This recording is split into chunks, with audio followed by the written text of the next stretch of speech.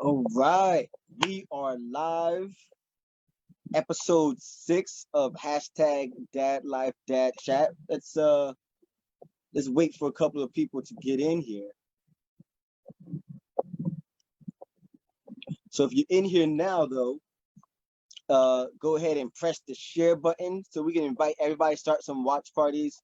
We want to get everybody in here. Today is going to be an awesome chat, and I got some awesome people on this conversation. Very excited.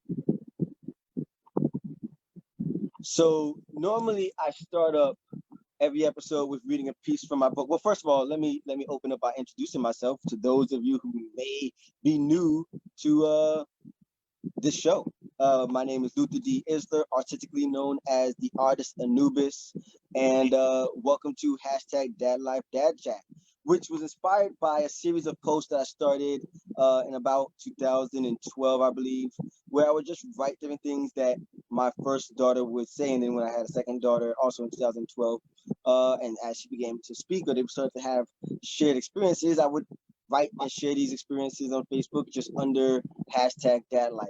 And that grew into a book that I am working on. So hopefully I'll be sharing news of that getting a publishing deal soon.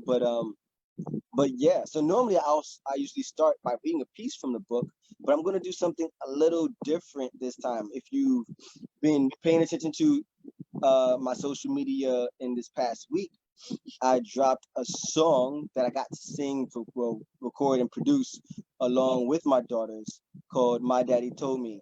I'm not gonna really talk much about it. We could talk about it later. You can write in the comments. We can do an episode about it. If you have questions, I will answer them. We'll save time for it. But I just want to share it. I might share it again at the end. We'll see. But that's how we're gonna open up today. You know, I always like to mix the artistic end with the conversation. So let me set that up.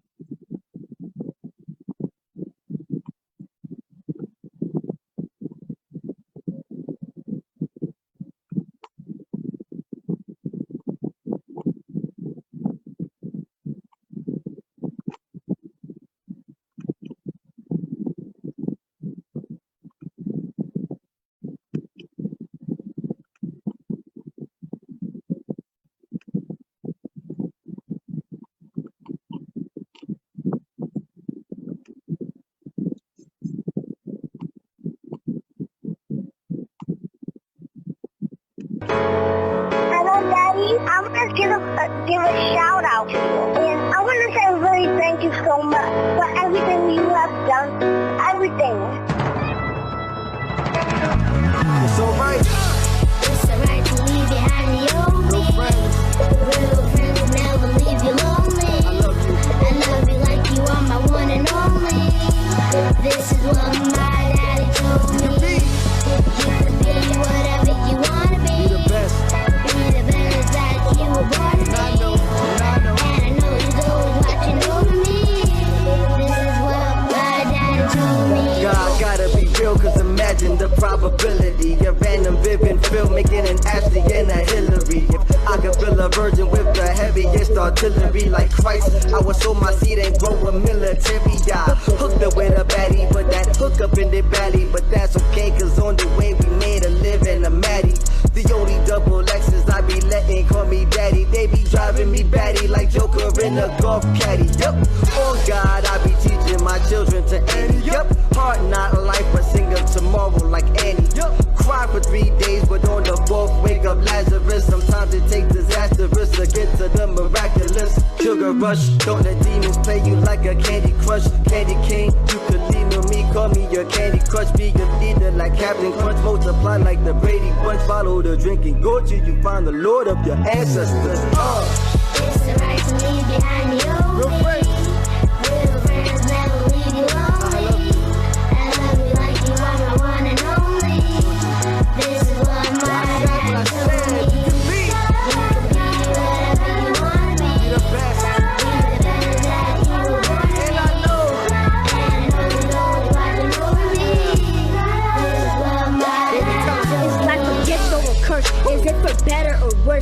say the first shall be last, and they said the last shall be first. My sister wants to be a doctor, please don't call her a nurse. Cause I was born missing a bladder since the day of my birth.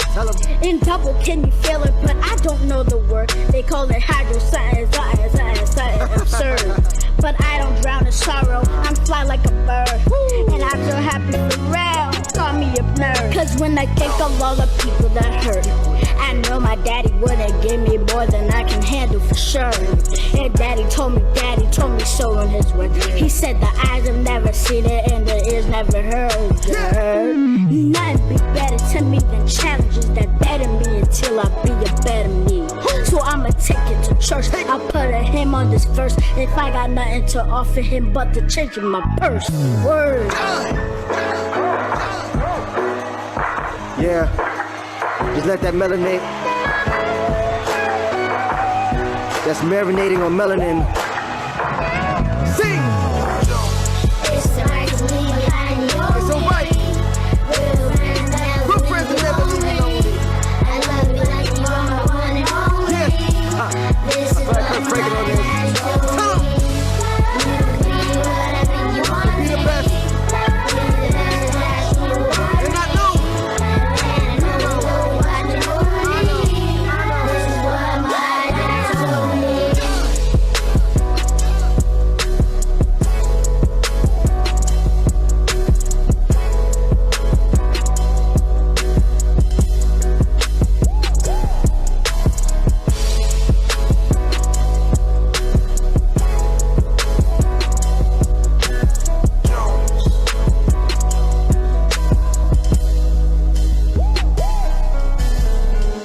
Bye-bye. I love you.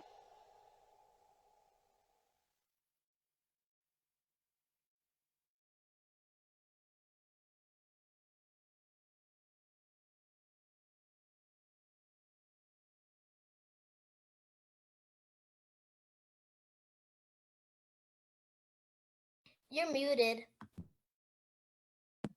So that was My Daddy Told Me, featuring the precious, precocious princesses, Lexi and Lynn, and we're gonna pull them up right now.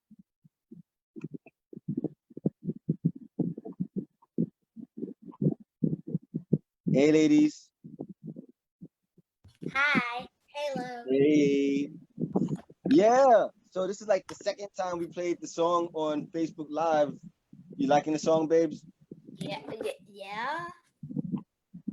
Yeah, I know we've had the conversation, but sometimes we have to have the conversations for the people in the audience because they weren't there when we had the conversations. So let's pretend like we're talking about it for the first time, okay, Lynn? Oh my God. So talk about the process of the song for you guys. So the process was very long. Because we stayed up until like 1 a.m. It was worth it though. It was. We kind of like did it in one day. Yeah, kind of. You would say 2 days because we finished at 1 a.m. the next day. Yeah. You would say 2 days, but we call it 1 day. But like, I mean, we didn't really start early in the day. We started at night. We started at like 9. So it's not like because we started at like 7 or something. We started in like the afternoon because when you was like, oh, let's practice. Let's start in the practice, and then it just went into basic. Yeah. So you guys are counting from when we were practicing, not just when we were recording.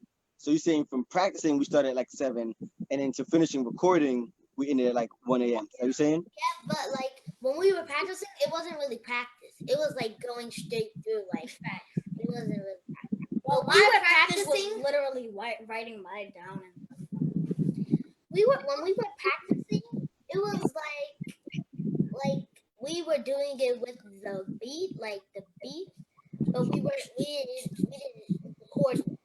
So when we were practicing, we were doing it with the beat. I knew my lines. Okay. But a long time ago, well, like last year or something, our father told us the line. Like we knew the song at that point, but like we forgot. It was like a year ago or something. Yeah, and then I only knew a couple of words. I knew like it was very hard. It was very easy to get mine because like I would have to say it like 2 times and I got it. Like, well, not 2 or 3. Right? Not 2 or 3. But mine, I kind of knew. Like I knew like the meaning. I knew some words that stuck out in mine. One question that I think everyone wants to know is, did you guys help write parts of the song? Me, yes, kind of, because my father said like he did that part, and I'm like, I didn't like it, and then he fixed it, and then I'm like, and like he kept on like asking me if that was like if I liked it, not literally asking, but like that. Not literally asking. I don't know. I don't really know if I helped for my Well, I think we when we first wrote it, you kind of naturally changed some of the words, so we just left it that way. So you had a part in what ended up being the official way it goes. What was the I word? think there was one line in particular that you would say the words differently, so we rewrote it so they matched the way that it felt natural to you. Yeah, because some words I have trouble saying, but I don't really have that much trouble, but I have some trouble, so that's probably why we changed the words. What was the words originally? I thought those were the words. But my father, he gave me words to practice. I couldn't say the words. I changed some of the words. He asked me like, what words do I want to change because I couldn't get it.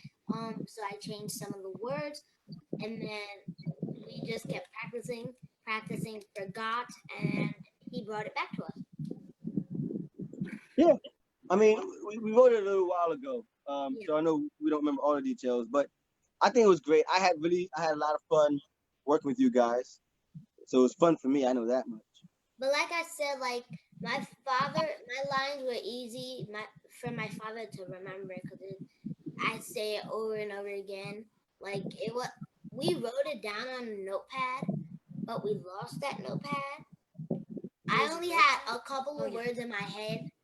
I knew some of the words from the second line, but I didn't know a lot of the words. I knew the last line. This is what my dad told me. That's the part that I always remember because like those are like a couple of simple words. Okay. Well, I think you guys want to talk about hobbies. Is rapping and singing, is that one of you guys' hobbies? Is that even a hobby? Yeah, a hobby is like anything that you enjoy doing for fun. Well, rap, singing, and dancing, of course. Well, and for me, acting because okay. Rapping, singing, and dancing. And acting. And acting. Yes. What is the grass? Here's the lines. But do one of the lines from the play you were in. Well, one of the lines are, what is the grass? All right, do it. All right, and action. What is the grass? Cut.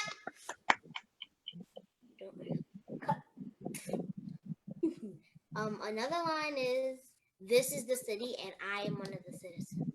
Okay, all right, great. So we set the scene. Ow! In Fairviona, where two families are, I don't remember, it's an opening from Romeo and Juliet. And action. This is the city and I am one of the citizens. Cut. Can you tell her to stop cutting me? All right, stop cutting her. That's what you say. I'm the director.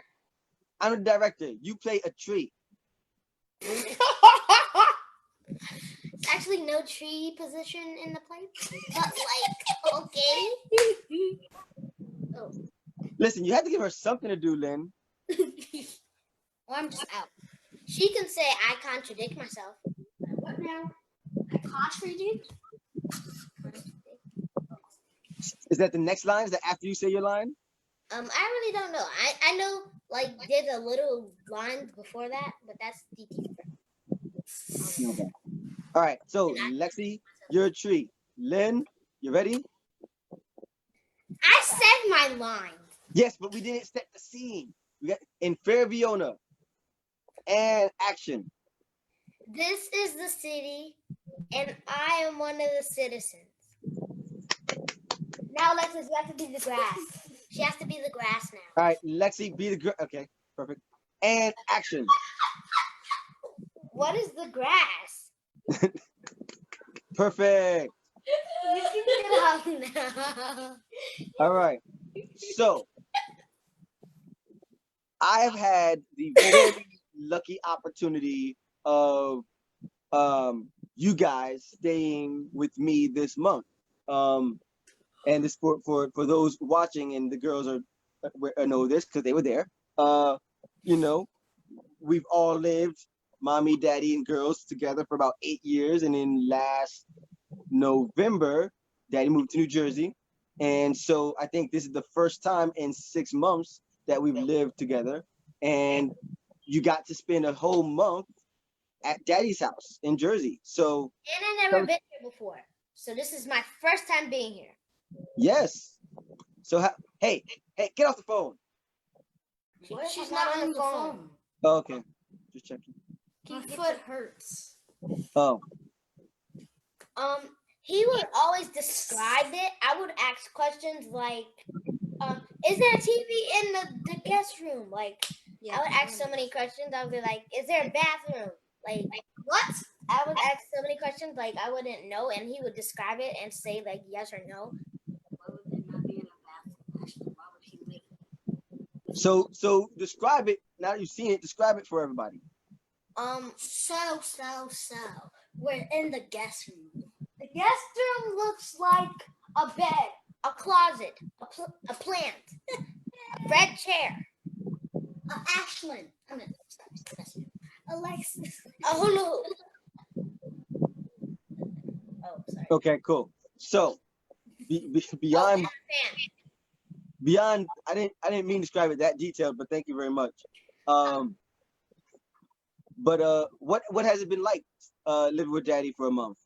It's been pretty cool. Like, this is not what we're regularly used to. Like, we could go up and down the stairs, like, to him, and, like, come down just with, like, me and Lynn. Like, but when we're at home, there's only, like, we live in, like, an apartment, and there's only us, and downstairs is, like, we live in an apartment building.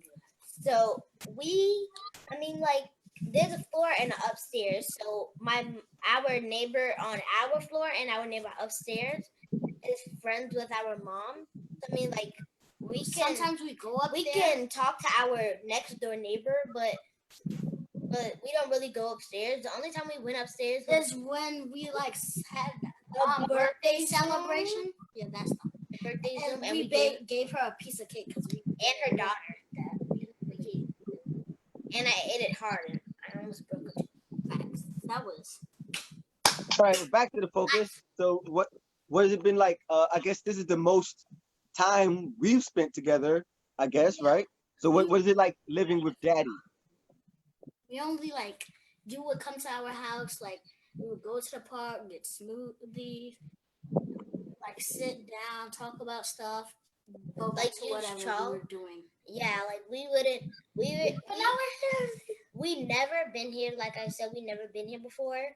We've never been away from our mother more than a week. Well, more than 2 weeks. Facts on facts on facts. More than 2 weeks.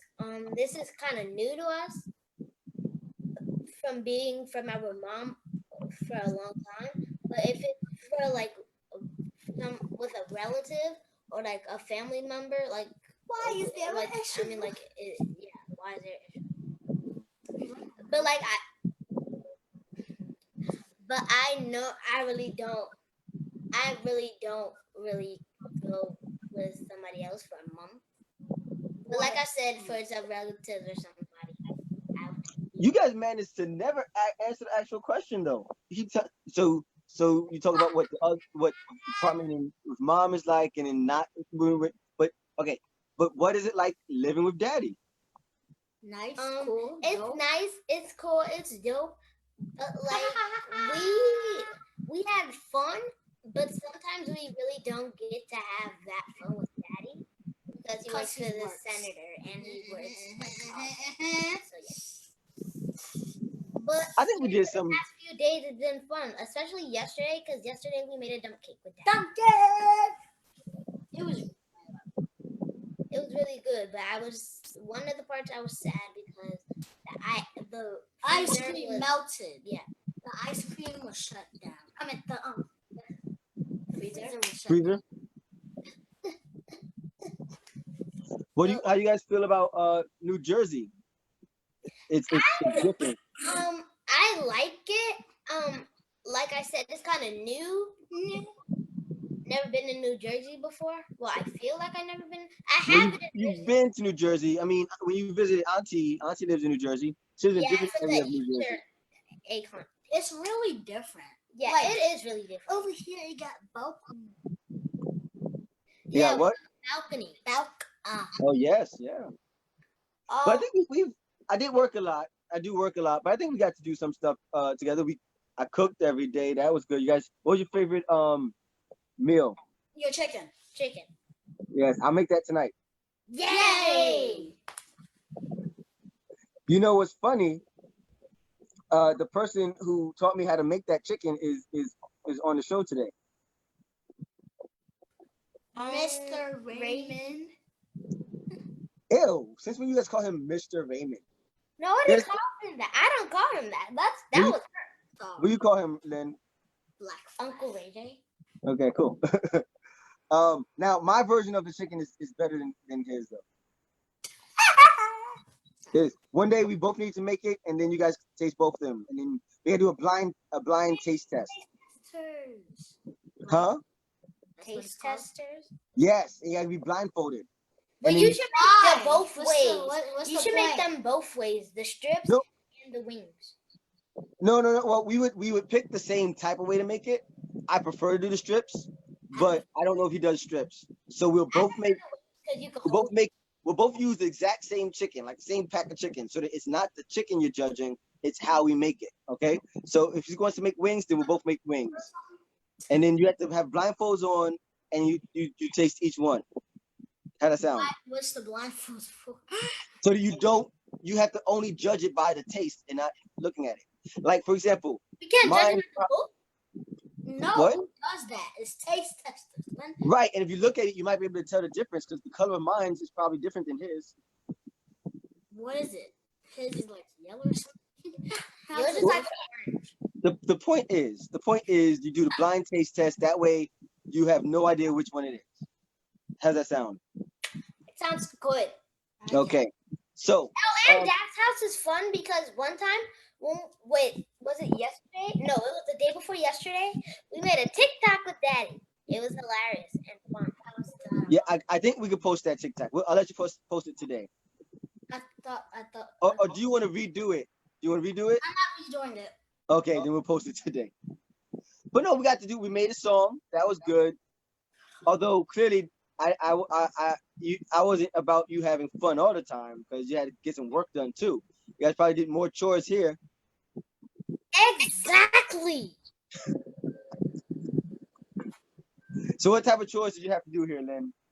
Dishes, mop the dishes. floor. Well, mop the floor wasn't really a type of chore because we didn't have to do it, but we had to do it. Because like every morning when we go in the kitchen, there would be water on the floor. Because, like, Yeah. You cleaned the bathroom a couple of times, Lynn. You did a good job. I cleaned the bathroom. We have to clean the stove. So it's basically cleaning the kitchen. counter. Well, first of all, you didn't clean the when people say clean the stove, they're thinking the inside. You didn't clean the inside, but you did wipe the look. When you clean the kitchen, you clean the kitchen. You make sure all of the countertops are clean. You make sure the stove is clean. Yeah. Right? Yeah. Okay. Well, I think you guys did a great job. We're gonna do And laundry. now, what was that? I said we did laundry once. Are we gonna Twice? do laundry again? Well, you guys did wash a couple of things you guys needed. I did laundry, but you guys washed some clothes. Are we doing but- laundry today? No, tomorrow. No, I'm gonna take it to the laundromat. Tomorrow? Yeah, I'm gonna do it early tomorrow. Okay. But the good thing is when you go back to your mom's house, you will be better at doing dishes. So you help mom more. So how's that sound? Yay! But yeah, at this point, it's kind of like your house too, right? Because you guys have your own things here now. You got your own plates. You got your own. Plates, and once you throw up cups, bowls. Once you throw up in the house, it feels like home. That is one to live by. So we'll end on that note, Lynn. So that's everyone knows. Once you throw up in the house, it feels like home. Thank you very much. It feels like home. Wait, you didn't throw up? Oh yeah. All right, so I'm going to bring on the dads of the day. Girls, we'll come back to you guys later, okay? Thank you very much. Love you guys. Yep, that's words of wisdom right there. Once you throw up, it feels like home. So now I'm going to bring up the dads that we will be chatting with today.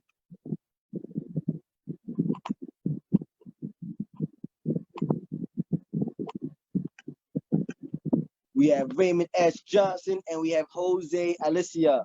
Did I say that right? Alicea? Close enough. Alicea. No, Alicea. Yep, there it goes. All Perfect. Right. I had to try it out. So you guys got that right? You didn't ask me. You didn't ask me if you pronounced my last name right. Just assume that you did. You're acting like one. But no, but that's the new quote, I guess, right? Once you throw up in a place, it feels like home. Yep, sounds like right. Those are words to live by. But you hear we got a challenge, Ray. We have a challenge. We have to make our wings. I had no idea you've been making my wings. That's the interesting thing. Well, I haven't been making your wings. You've been making your version of my wings. I'm making my wings. They're no longer a version. It is it now. It is. You said the person who taught me how to make these wings is on this call. So unless Jose has taught you how to make some wings, apparently you're making my wings. All right, so Miller just said some wings, and then because what I make is completely, it's amazing. It's amazing. It's different. Okay. It's different. Hey, I'm all for it. In fact, I teach anybody how to make those wings. That way I don't have to make them all the time. I literally have to make them all the time. My sister just got married last week, and the day before her wedding, she asked me to make the wings. I spoke to her today. Yeah. Fantastic. Yeah. So so on that, the things that we have in common, that I kind of want to tap on, because the theme of that conversation was them spending time at Dad's house, which is a new thing, but it was a great. Gotta be honest, I was completely nervous at first. I was like, by myself, what am I gonna do with them? What do girls do? But we all have in common that we have at least a child with someone who we're not currently in a relationship, romantic relationship with. So I imagine that we all have those type of experiences where they have time with mommy and time with daddy. How does that work, and how's that been for you? This is probably newest to me, as I just been living by myself for now between 6 months and a year. But what is that journey like for you guys, having to share your children with someone and having your house versus their experience with their mother's house? I think for me, like, I just started off my relationship, I think maybe about a year or so ago. So actually prior to that, I was single for like 7 years. And, it was out of choice. It was me wanting to just really spend the time with my son, I just felt like, that was the best bond. And I felt guilty, right? Like I felt guilty if, I was to spend time with somebody else that wasn't my kid, especially because there was separation, just especially because I'm working 5 days a week and I can only get my son a certain amount of time. But I think just over the course of just watching my son grow, knowing that our bond got better, it just gave me that courage to be like, you know what, it's time to start dating, and it's time to start kind of moving forward in my life, and just making those things. So it's been different, but it's been good, like I think that this has also strengthened my connection with my son, because now he sort of sees that dad is happy, dad is, making progress, moving forward, doing those type of things. But yeah, so for me, what's interesting is that, like, one of the things is that before my ex-wife and I separated, my daughter and I had a ritual. We, Sunday was daddy-daughter day. And that's because I worked Monday through Friday, and my job, I didn't finish working until late in the evening, and then on Saturdays, running a youth theater program, and so Sunday was daddy-daughter day, and so from sun up to sundown, it was just my daughter and I doing our thing, and it was our day to bond, to be with each other, to do stuff, and sometimes it would include her friends, other children, her cousins. But we had that ritual that we had prior to her mother and I separating and eventually divorcing. And so that ritual we maintained beyond the separation and the divorce. We continued to have daddy-daughter day, where sun up to sundown, we just made, it was our time to be with each other and make sure that we did the things that we always did. It was a bit difficult at first because she was realizing, she wasn't waking up to me every day, but she did have me, and I was there. And the one thing that I made sure of was that I was available, and I mean that in terms of whatever was going on, whatever was happening, that I was available. And also, when I'm correct me if I'm wrong, Luther, you said that the question is kind of like, how did dating happen and that thing at the same time? Well, I didn't quite get to that part yet. Okay. But just really just zoning in so far though, but we do want to get to that. Okay. Just in terms of,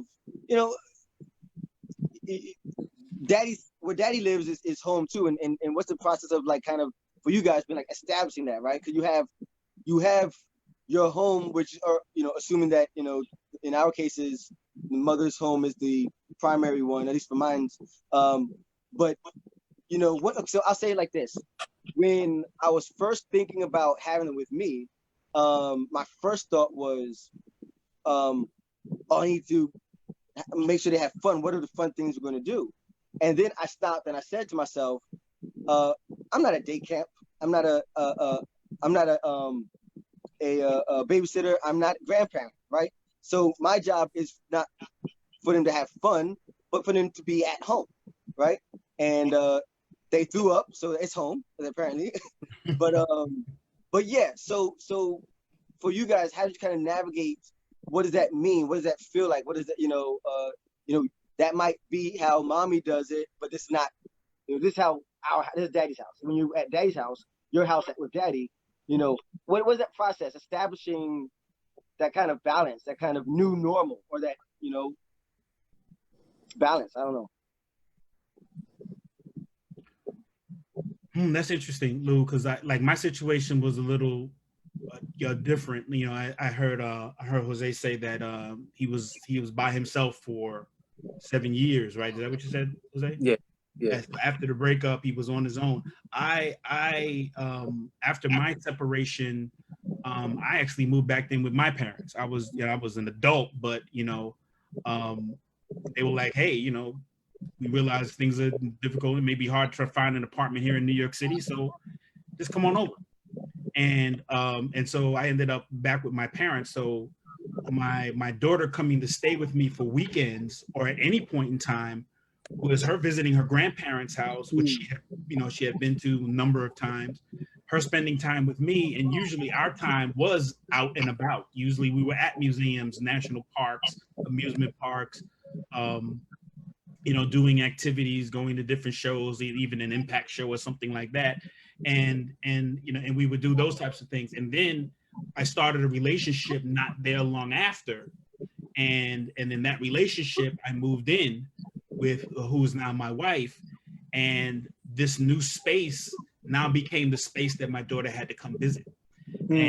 And so now, not only is he entering her dad's new space, he's entering her dad's new space along with his partner's new space. And so what we really tried to maintain was consistency in terms of rules and what was supposed to be happening, what you're supposed to do. She didn't have chores or anything, but she still had to mind your manners, clear the table, do certain things, do the things that you're supposed to do as a young person. And like you said, Luther, we weren't babysitting. It wasn't day camp. We were co-parenting. So when she's home with her mom, who was the primary caregiver, and did an excellent job of that, it was our job to continue that work when she was with us, and then give her back, having learned something else, or advance that parenting. And so that when the words co-parenting have to really be that. And Right. so when my daughter came to stay with us for a time, co-parenting. When we went away on vacation, she went with us a couple of times, and we're co-parenting, but not, like you said, it's not day camp. It wasn't daddy daycare. It was Right. like daddy daughter day. But now with this additional person.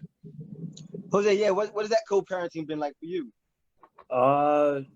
And it's been rough, and that's me being honest about it. I think that a lot of it has been very petty from the beginning, but it's because when it came to my situation as a whole, it was two people that didn't really know each other that started a family, and we didn't get to know each other. We didn't get to learn much about each other, and we went straight ahead and started this family. And once everything happened and we separated, there was a lot of anger, there was a lot of frustration, there was a lot of just animosity towards one another, right?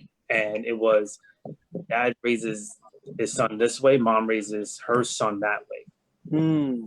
So now when it came down to it, it was, whenever he was with me, it was completely different, because there were rules. There was, you got to do these things, you have to do this. But then we also did things outside, like we traveled and we moved around, and we just did those things so that we could have fun. But there was rules, and there was things that had to get done. But then when it went to mom's house, it was completely different. Rules were different, things were different, things were a whole new world. So it's like you go from one world to another, and you do that every week, right? But I think that he got adjusted to just knowing, okay, this is how dad runs his show, this is how mom runs her show. I think that it's been up to most recently that been able to somewhat co-parent behind an idea. And I think a lot of that was just her growing up, me growing up, and me just respecting her, and also her respecting me. We still have hurdles that we have to overcome, but I think that it's been hard, but it's the consistency, right? And I think that now we're starting to see it. It's like he's older. How do we continue to be consistent with him being older, right? Like it's us making sure, he does his chores, right? So like if he learns how to wash dishes in my house, he has to do it in mom's house. If he learns how to do wash his laundry in mom's house, he has to do it in dad's house. Like, let's try to keep that mold together, even if we're not on speaking terms. But as long as I know what he's doing over there, we can transfer it over here. So that's been my journey with that. Yeah, when my ex-wife and I separated, we definitely was rough. We did not much care for each other at all. But for us, we did agree that we always, what worked for us was the kids. So not in terms of being together, but just in terms of what we would do with them and what our mentalities were and our approaches were. So the good thing is that we did have, whether or not we spoke at all about anything, we would check in about the kids. But it's funny because the kids, they would see us not talk, so they thought that they could pull stuff on us, but they did not know at the time that we did speak about them. So we always made sure, like, okay, hold on, no, we said no about that, so that because I really, have a heart for those dads who are having struggles with that communication about the kids, because I feel like neither one can actually get anything done if we're opposing each other,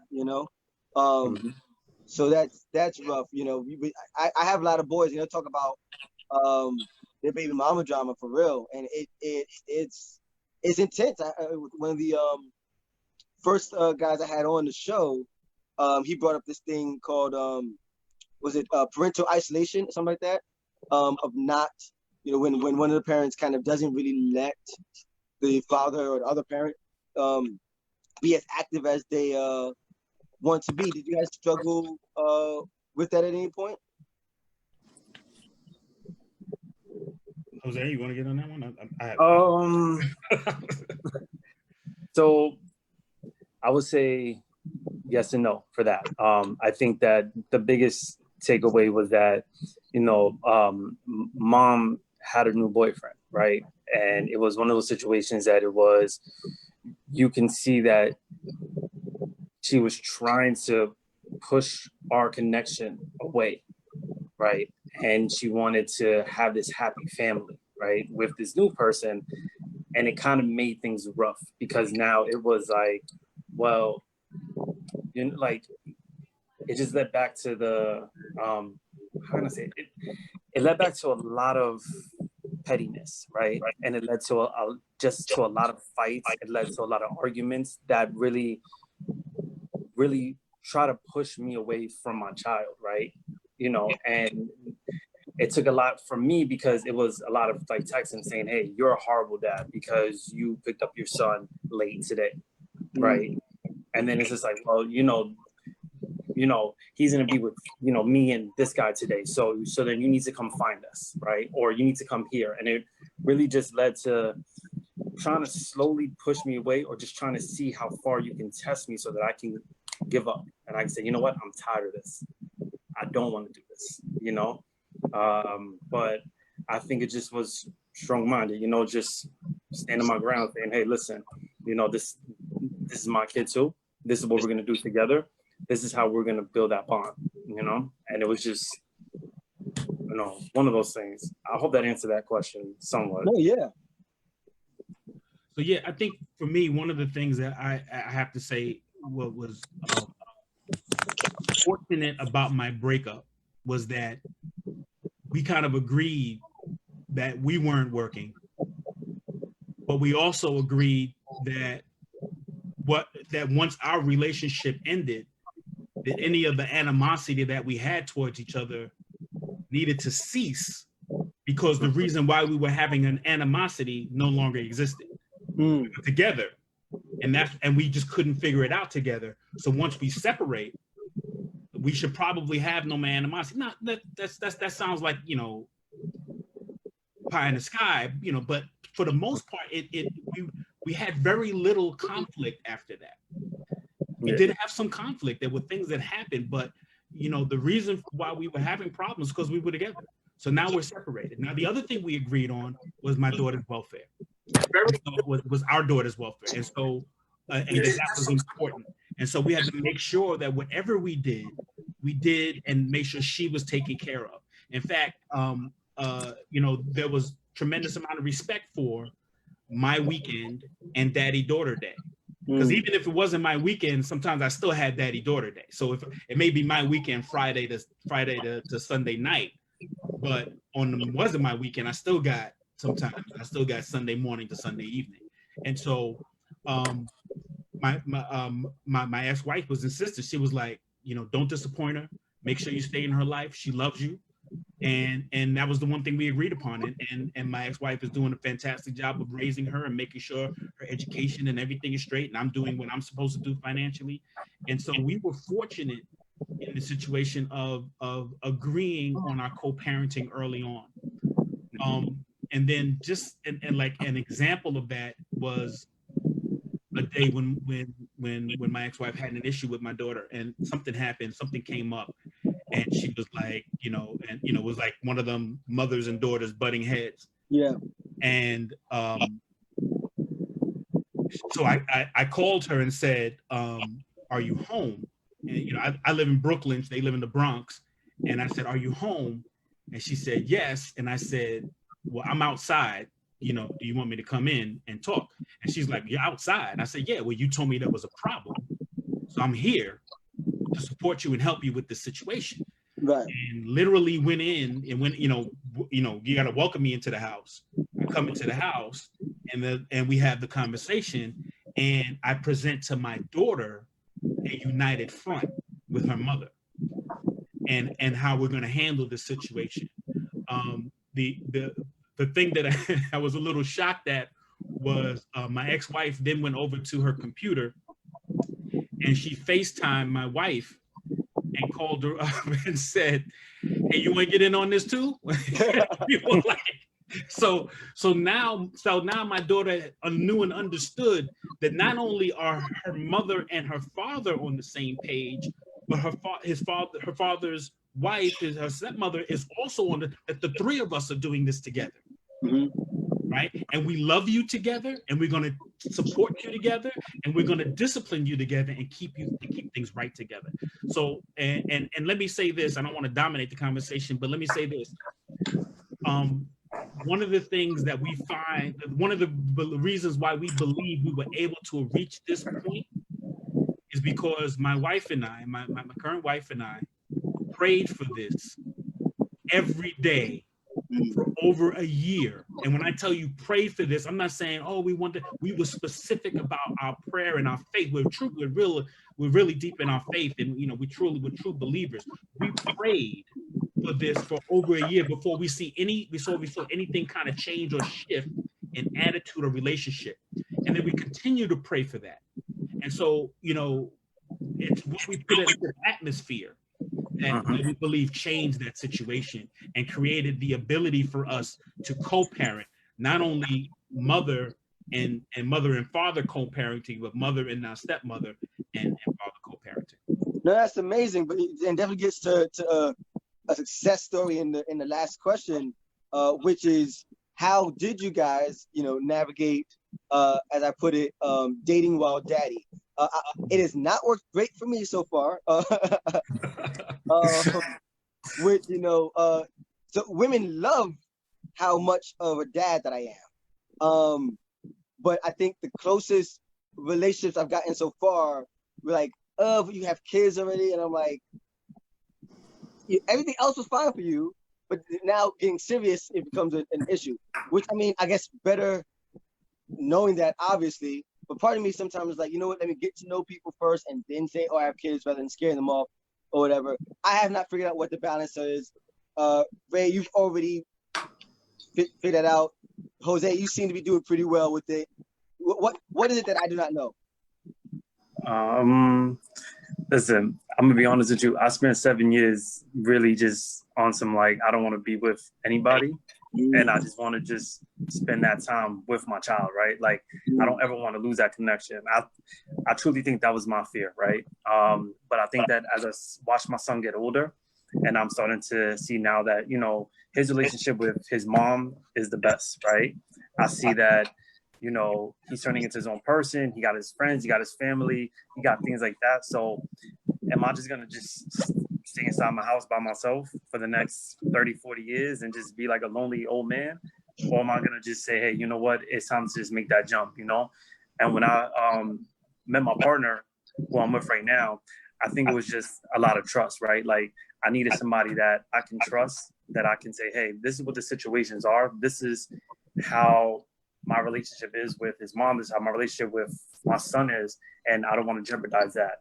She basically was the one to be like, you know what? I'm never going to put you and your son ahead of anything else, right? Like, you're going to spend all the time with your son. And, once we do move in together, it is one of those things that even she has told me, she's like, you know what? Everything that your son does, whether it's baseball, soccer, sports, whatever he does, we're going to be there. We're going to be his support team, And like, to me, like, that made me look at her and be like, you know what? This is the one that I want to be with, because she understands me, because she knows that, I'm not being greedy if I say, hey, I can't go out this weekend because I have my son. She's like, hey, do what you got to do with your son. Hang out with him. We can hang out during the week. So I think it's just getting to know somebody that you can trust, and just someone with the same mindset that could be like, hey, children first, I'm second. This is what it is. Take care of your family, and then eventually, between her and your kids, they both become number one, and then you learn how to balance that out right there. So interesting. I think what kind of drove my dating while being a dad, a separated dad, also had to do with who I wanted my daughter to be.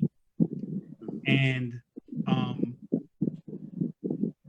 no disrespect to the people that I started seeing after my separation, but everybody that I was seeing after my separation wasn't necessarily somebody that I was interested in bringing around my daughter. Because I knew that the nature of whatever it is that I was doing, how I was living, wasn't necessarily, I wasn't necessarily being the man that I wanted my daughter to see or be with or whatever. And so the people that I was engaged, not that they weren't good people, it's just that I wasn't necessarily seeking relationship at the time. And so if I'm not seeking relationship with somebody, then why am I bringing that person around my daughter? And to be honest, it was when I met somebody who I wanted to introduce to my daughter that I realized that I was into that person. And that is the person that I married. It was like I was like, wait a minute, I want you to meet my daughter. And and something clicked in my head, like, wait a minute, I want you to meet my daughter? Right. What? Like, did I just say that? And then I said, there must be something special about this person. And then lo and behold, absolutely there was something special. This is a person who, when my car broke down, lent me her car so I can have daddy daughter day. Who, when I didn't move in with her, said absolutely, absolutely she could stay with us for the weekend. We could continue this thing going on. This is the person who, one month when I'm working out my monthly bills and I cut that check for the child support, and I was going, oh man, that's a lot of money, man. And she looked at me and went off. She was like, are you kidding me? That's your child. How dare you say this is a lot of money? Do what you're supposed to do. That's your responsibility. I'm thinking like, oh, okay, I got you. I got it, cool. But then I realized, hey, I'm definitely with the right person. So what's interesting is my daughter, what I wanted for my daughter began to dictate who I was interested in and who I would actually bring around my daughter. So my wife Nikki is the first person who I have spent time. The three of us were spending time together. If there was any other person, there wasn't any she was around anybody or anything like that. It was it was happenstance, coincidence, or whatever. Nothing was going on. I wasn't introducing people. This is my daughter. This is my girl. No, it wasn't like that. But when I found the person, it was like, no, this is it, and this is it. And not only do I want my daughter and my significant other now to know each other, it was important that my ex-wife know who I was with, for her to know and understand, because I know her concern was, I don't want to bring her around no, chicken heads, blah blah blah blah blah. So, oh no, absolutely, this is nowhere near any of that. This is a person who's extremely special in my life, and who I also think can be very special in our daughter's life, and all of that has proven to be true. Yeah, that's a step that makes a lot of sense that would not have occurred to me. So I guess you better be sure that it's serious before you take that one. I don't know, but no, yeah, that makes a lot of sense. I've my children's mother and I have been separated for over 2 years now, and I don't think I've brought anybody around my daughters. I bumped into somebody who I was talking to while I was with my daughters, and it wasn't nothing serious, so we just introduced them as, oh, this is my friend. And the way that my daughters looked at her, it was like, yeah, we know, friend. But other than that, nothing's been. I think one other person I might have introduced him to was someone they already knew for like years. So it's like, oh yeah, we know that person. But I've yet to be anything serious to even introduce, to make anyone like my girlfriend or whatever. But I very much, I think, to that degree. And another guest I had once, he said like he wouldn't bring women around because he didn't want his daughter to think that it would be okay for someone she was with to have multiple women and that nature. To kind of tag on to the hashtag right now, I don't want my daughters to be comfortable with entanglements. You know what I'm saying? So they cannot see it. They have to see exactly what. So the only dates they know of are the ones I'm going on with them for now. So anybody who's paying attention to Facebook, that was your cue to take a drink. Yes. Anytime somebody says that word, you have to take a drink. That's the drinking game. If you really want to get drunk, anytime you hear it or see it for the next week. Yeah, right? Oh, you will not be sober. Man, so somebody posted, I love these entanglement jokes, but I need them to be over by Monday. And I was like, oh, I agree with that. Wait, I'm part of the problem.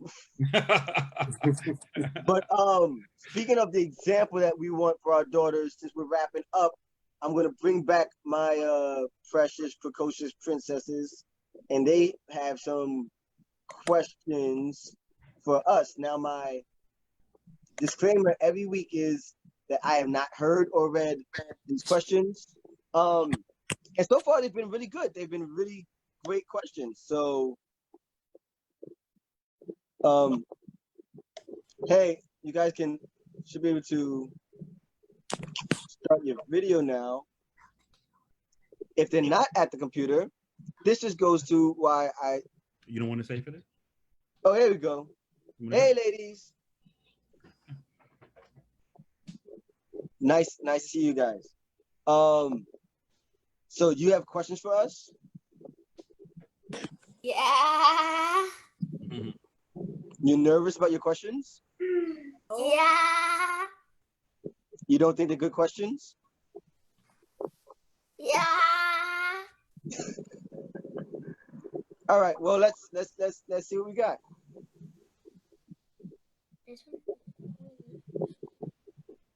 Did Lexi write the questions and now she's making you read them?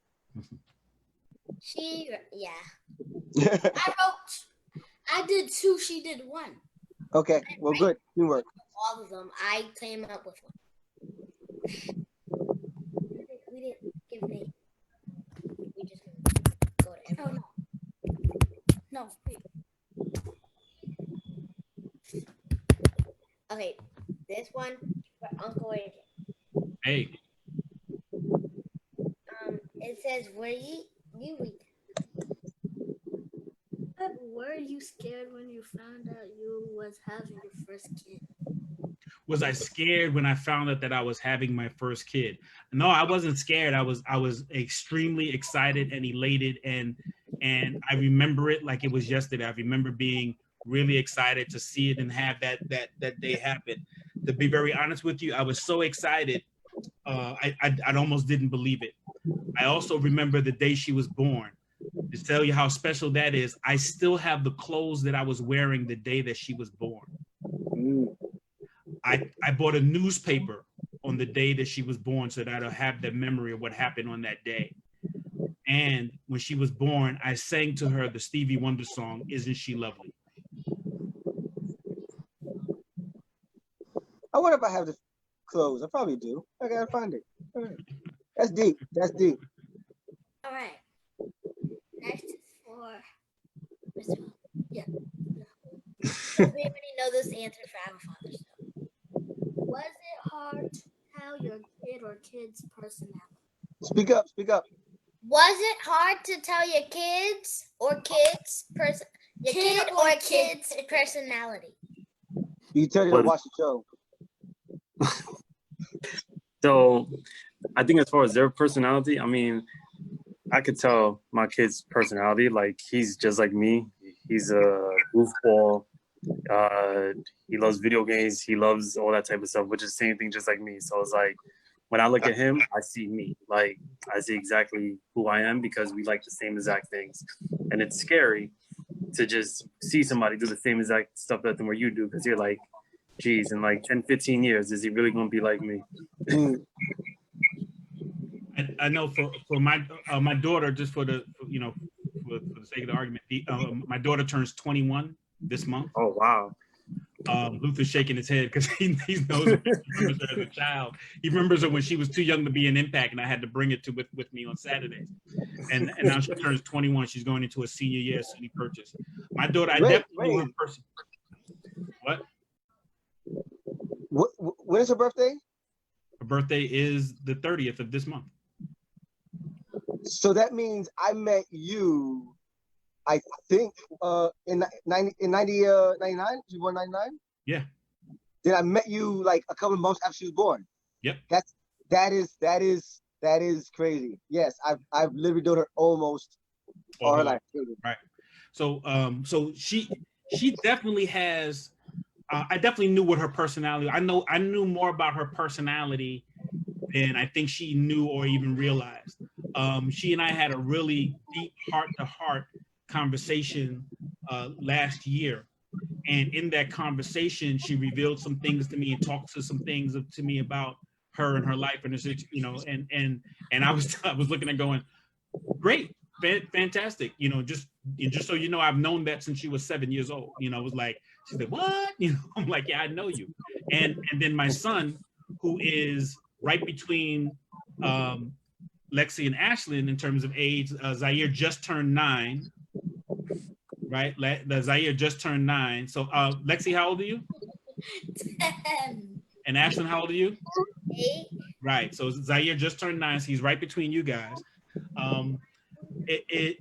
What's interesting is Zaire has a lot of his mother's personality and a lot of his sister's personality. He looks like me. Anybody who's ever seen him or seen a baby picture of me will tell you he looks just like me. And there may be some things he is like me, but he is definitely his mother's child and his sister. You know, he's his sister's brother. They do and say things that are so much alike. It's weird and uncanny. And although they haven't spent their entire lives together all the time, it's just interesting to see how much they act alike. And they both have, they're both very, very smart, very good in school. That's definitely not like their dad.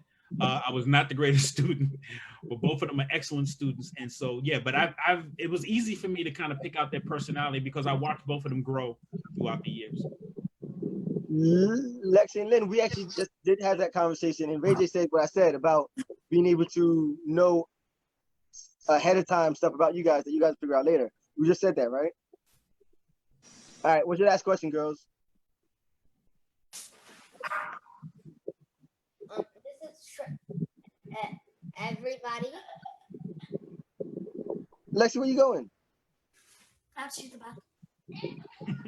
You're supposed to go before the show. This is live. This is live shows. What happens on a live show, yo? All right, Lynn. So ask a question. Go ahead. Okay. This is for everybody. When you were having your first kid, were you and the other person fighting about the name? Well, I'll start this one.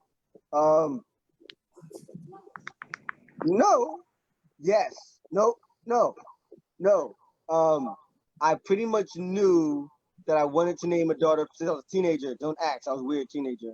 But I knew I wanted to name my daughter Alexis. And said, okay, fine, I got the middle name. And that was it. We didn't really have to discuss it because if I picked one name, she would pick the other name, and we didn't really actually have to agree because we agreed that we each had a name. And I know the story from me, so can you please share it with the world? Okay, all right. So we did have a little bit of a battle with Lynn's name. Her mother's name is, they're both gone. All right, so I'm talking to you guys. Their mother's name is Ashley, and she wanted a junior. And looking back at it, I should not have fought as hard as I did, but I did not. I was against having an Ashley Jr. So the compromise was Ashlyn. So her mother's name is Ashley, her name is Ashlyn, and I said, great. And then we knew that the middle name, we wanted a sound at the end, but we just couldn't decide one. And then my aunt, Teresa, passed away pretty much right before Lynn was born. And then we pretty much looked at each other and was like, we like how that sounds. So we'll borrow that name, we'll pass on that name.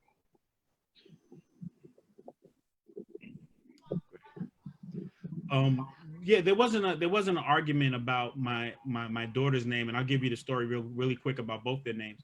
My daughter's name is Adene, and it is a Nigerian name, which means mother's first daughter. And so because the word was appropriate, it was her mother's first daughter. It was my first daughter too, but that would be Adena, but we just went ahead with Adene, and I actually picked my daughter's second name, which is Ananda. So my daughter's name is Adene Ananda, and she actually has two middle names, or a second and third name, which is Afiba, which means born on Friday. And so my daughter's name is Adede Ananda Afiba, and then her mother's last name and my last name, Spencer Johnson. We jokingly tried to call her AAA, but that didn't really stick. But you know, that didn't really stick. But Adene, so we didn't fight over that name. Then my current wife and I, when we got pregnant, we were trying to figure out what name, and we went through books, websites, found it, and then we settled on a name, and we found the name that we both agreed on that we were going to call our child, and it was a name that worked whether it was a boy or girl. And it just so happens I got in the car one day and Nikki was driving, and she bumped her belly up against the steering wheel, and I said, "Be careful with Zaire."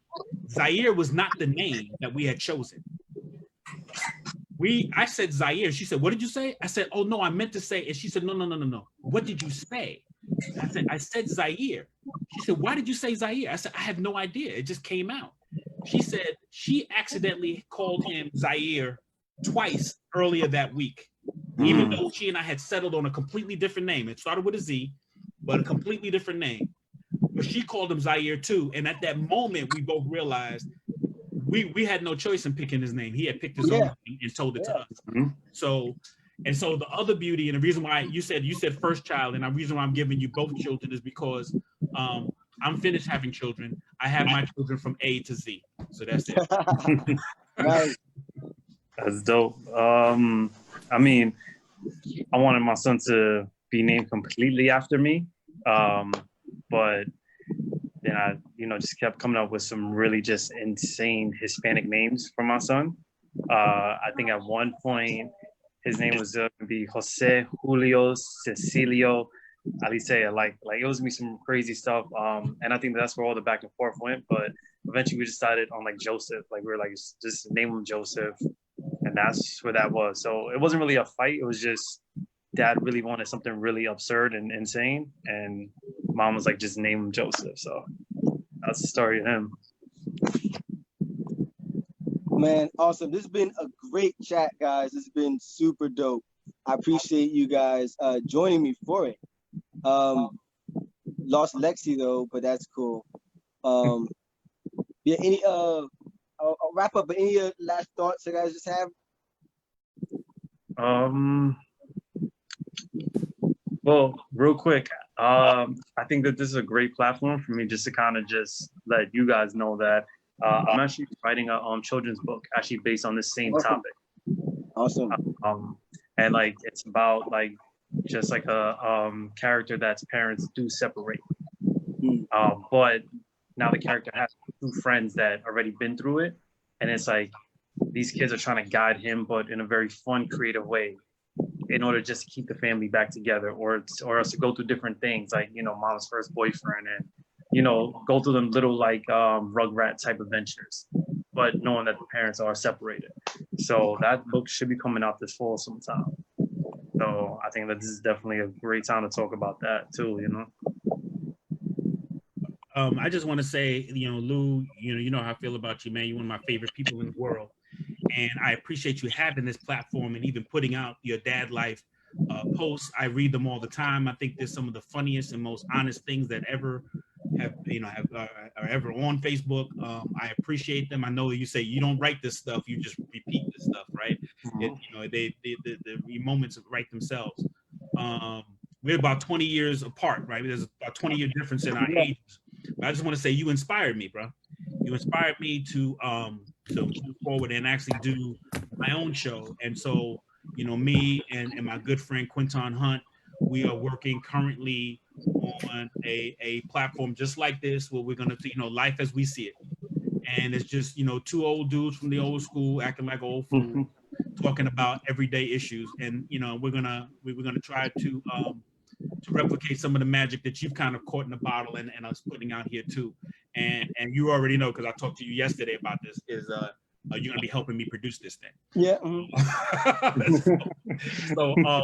And you have two amazing young ladies, and the way that you are nurturing them and providing the way you and their mom are nurturing and providing for them, and the village that you have convened around them tells me that they are bound for some miraculous, wonderful things in their lives.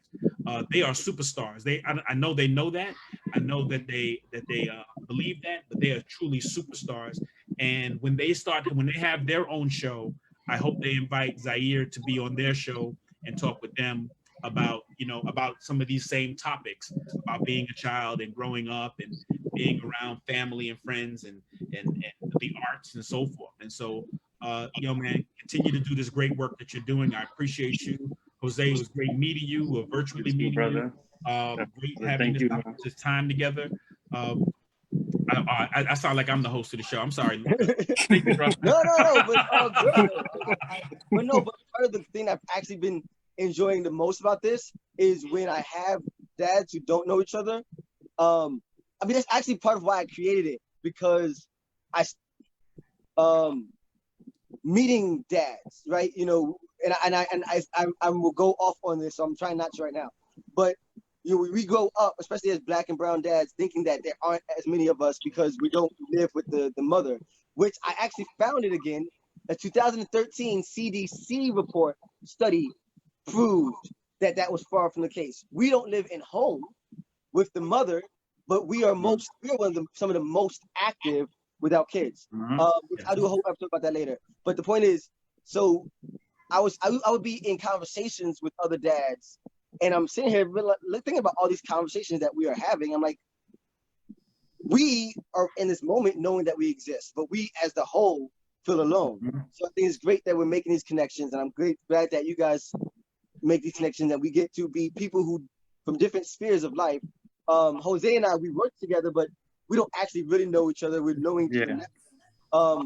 So we are all united in this thing as dads, and I really enjoy it. I'm glad you guys came.